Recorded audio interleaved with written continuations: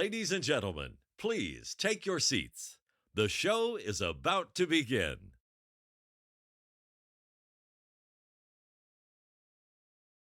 Good afternoon, everyone. This is Jeff. Hey, thank you for joining me for episode 2 of the 15-minute Tech Tools series. Today, we're going to take us through how to make ourselves look good and how to make us stand out to people that we work with, whether they're stakeholders or students.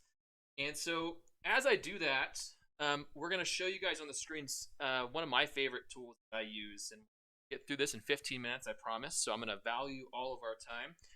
And, one of the biggest things that I really like to do when I work with students is make my program pop. I really like to make sure that students and parents get to know what I as a school counselor do, but also what programs and tools and resources that I offer. And in the world of marketing, there's nothing better than a good visual. That's going to speak volumes more than words often, or writing and things like that. So we want to make sure that we are including visuals and pictures when we are working with our students. I'm going to take you over here and talk to you a little about what our program actually looks like. And so that the piece that we're going to be talking about today is called Canva. It's spelled C-A-N-V-A, so don't confuse it with Canvas with an S at the end. Canva is the name of the tool that we're going to be looking at today. And it's a great tool, and it's also a free tool. This great website will allow us to be able to develop and design really professional looking visual aspects and visual elements that we can integrate within our program. And so I'm going to walk us through. I'm going to show you some demonstration and samples. I'm going to show you how it actually works, and then we'll finish that all in the next 15 minutes. So thanks for hopping on and joining me. If you missed last week's, we talked about forms and using Google Forms, and you can hop onto either Facebook or YouTube and revisit that if you missed that session. So let me actually move over here. There are some costs that could be associated with it if you chose. So as you can see here, Canva itself is free for individuals. However, it does limit a few things. In particular, it limits a little bit of storage space. So if you're going to be adding a lot of pictures or uploading videos and that kind of stuff, which we'll get to, sometimes it does make sense to ask your admin or see if the Pro feature is feasible for your school. It's about $119 a year. And so you can also email them and ask for a school or nonprofit discount as well. I do have that Pro version, so when we look at my account, just know that. But essentially, everything that I'm going to talk with you about today is available in the free version. All right, when you log in, this is kind of what it looks like. This is Canva, the homepage for Canva, and a couple different things just to kind of orient you about. So you can really start with just about anything. They have tons and tons of templates. And that's great, especially if you have no idea what you're doing in the world of graphic design. The templates that you see here are just some common ones that you'll see people use a lot. Okay? And they're automatically, as you can see, sized correctly for whatever that you are creating. So they have presentation templates, they have Facebook posts, Instagram. They also now do video. They do a bunch of different cool things.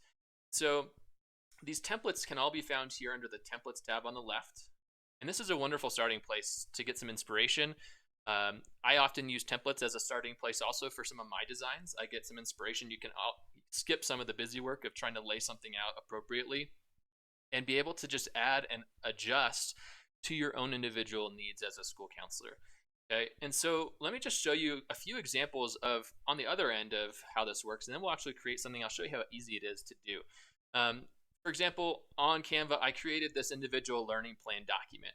And I actually really like this. At the high school level, we have meetings with this is for particularly my junior class. And I tried to get something that allowed me a lot of flexibility, but gave me some direction.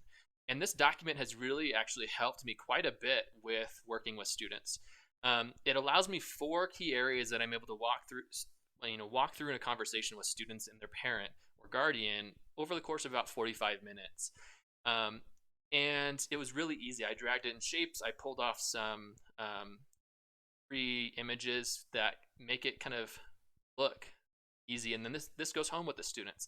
And it just gives me a nice place to write some notes. Another example that I really particularly like, let me kind of give you a better view of this, is this school profile. If you work in a high school as well, you're going to be doing school profile work. And this page here really gets us. Well, the second page is blank because I print it. This page really lets us take a look at what our school looks like in a visually way. I've gotten lots of comments from both college side and high school side of folks about what our school profile actually looks like, and this was 100% made in Canva, and it's pretty simple to do. A lot of drag and drop. Another example that I just recently made is this infographic. Our students take dual enrollment courses at our local junior college, and the information on the back of the sign-up sheet is a little bit confusing and hard to understand and digest. I basically took the meat of that information and put it on essentially a visual format that students can easily take and understand. It takes them step by step through the registration process. This can go out either in newsletters. This can go out. I put it on Google Classroom. It's going out on emails, and it also goes out to parents. So this kind of just makes something a little bit more digestible for our students. We are very visually attuned people. The more that something attracts our eye, the more likely we are to engage with it. Even this. Okay, so what we're doing next week, this is an easy, simple thing that we did on Canva. All right. Francine, who's my friend and colleague, and we've done a couple presentations in the past, actually created a couple of these things too, and she actually put together a whole newsletter on there, and I'm going to show you that. This whole newsletter was created on Canva, and it looks great. It has a lot of eye-catching details. Okay, and this goes out as an image or a PDF to students and can be posted on things like Google Classroom. So let's hop back over here and take a look at, okay, so how do we actually do this and how easy is it? So let's say, for example, if we wanted to create a design, you can create a custom dimension. So if you have a particular project you're working on, but most of the time, these kind of default settings are pretty good. They have letter size or like poster size documents. You can create a logo for your school counseling program, whatever your heart's desire they have, but you can do customize. The other piece that with this pricing plan difference that I just want to point out too, that actually makes, in my mind, I'm making a lot of different things and I need to resize things frequently. When you have this pro feature, it's going to allow you to automatically resize images. So if you create something for a Facebook post, you can easily, so let's just do that, why not? So let's do a Facebook post, and here's a bunch of the default templates that you can see. You can scroll down and find anything. I kind of like the colors on this one, so I'm going to click on this. And you can just click use this template. Opens up in a new page, and it's going to start with this as our default settings. So this is going to be what we're going to start with.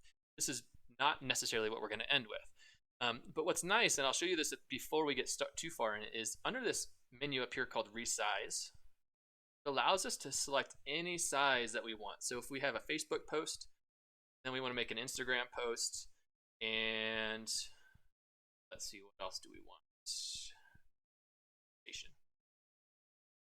It'll copy and resize those, and basically, browser's giving me problems here. It'll give us these copies over here, appropriately resized so that it fits correctly in whatever service we're going to use. Okay, that might not be something that you need to spend $100 a year for. With the added features, though, of the other pieces, I would suggest considering it. It saves a lot of time and energy and actually makes your stuff look better. So let's take a look at how we actually do this. So if I wanted to say, hey, this might be a good spot for my logo. If I wanted to take this out, simply click and delete.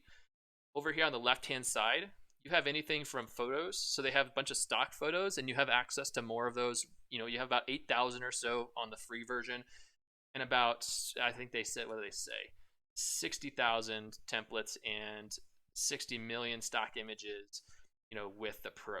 So you can scroll down, you can plug in any of these. What I'm looking for, though, is down here into the uploads. The uploads page, I have uploaded a bunch of stuff already, so a bunch of images. If I wanted to upload my Counseling Geek logo, all I have to do is drag, drop. Okay, and then I can resize it, put it up here if I wanted to.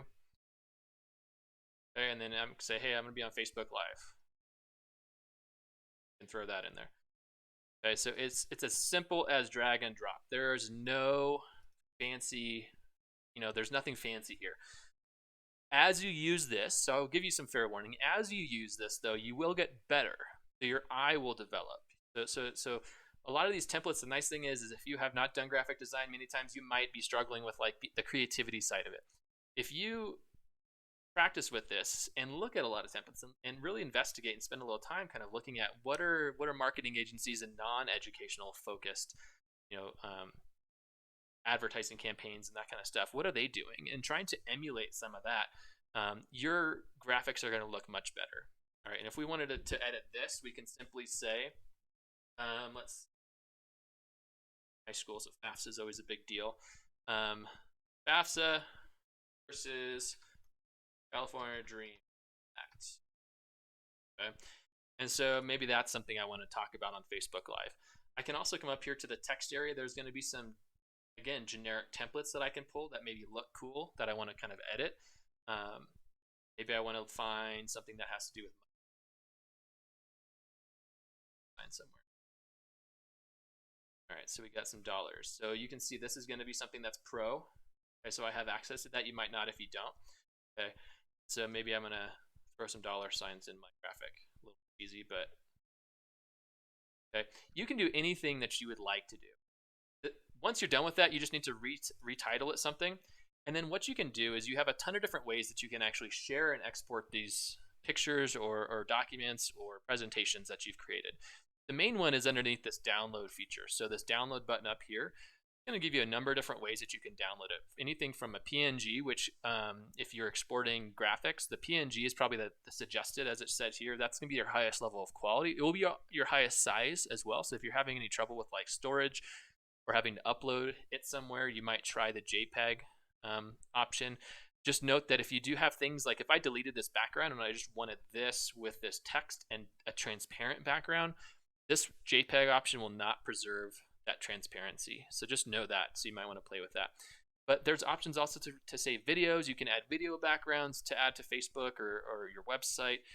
You can easily drag and resize these if you wanted to, and it'll scale it. You can again transparent, make it transparent. You can also compress it if you're having those size pieces. You click download, it gives you a download dialog. You put it on your computer and then you upload it straight to Facebook. Simple as that. You can also share these things. So if you're like, hey, you know what? If you're like Francine and you wanted to share this, that's exactly what she did. She was able to share this online, and you can publish this to Facebook, but you can also share a link directly. You can collaborate on these with people, so you are unlimited in terms of what you might want to do. You can even embed it on your website. So if you're using a Weebly website, which maybe we'll do one of these quick 15-minute sessions on a Weebly website in the future, but if you wanted to, this embed feature basically plugs a website version within a website. So it kind of like makes this live image or a PDF or Google Drive live within your website, which is something maybe we'll cover again in the future. Like I said, Canva is a super simple, super easy way to develop your design skills, but it also makes your stuff look professional. This one here, so I've been doing some videos, and that's our next session. We'll be screencasting, but I've been doing some videos, and I took a template, I adjusted the titles, and I think it looks pretty awesome. Very basic, but you know what? It makes a huge difference when I upload something to YouTube, for example, to have an image that is attractive and engaging when people want to click on that, whether it's a student, a counselor, or maybe a parent that I work with at school. So I want to encourage you, don't be afraid to try things like Canva. Don't be afraid to go back and look at the last week's session, episode 1 on Google Forms, and figuring out how you can become a better and more efficient school counselor using forms.